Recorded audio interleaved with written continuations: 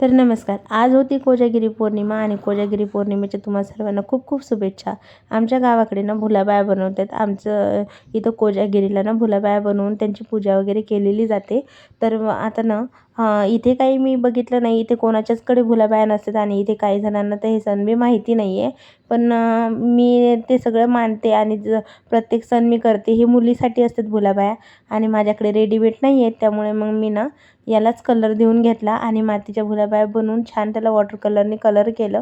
आता एवढं परफेक्ट तर नाही जमले, थोडंफार झालंच आहे.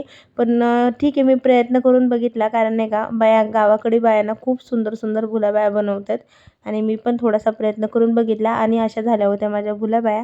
नंतर ना आम्ही खूप रांगोळी वगैरे काढली आणि मी 32 खाऊची बी तयारी केली होती. 32 खाऊ बनवावं लागतं भुलाबायांना, त्यामुळे मग 32 खाऊची तयारी केली होती आणि छान 32 खाऊ बनवल्याच्या नंतर पूजा मांडून घेतली आणि आरती वगैरे झाली.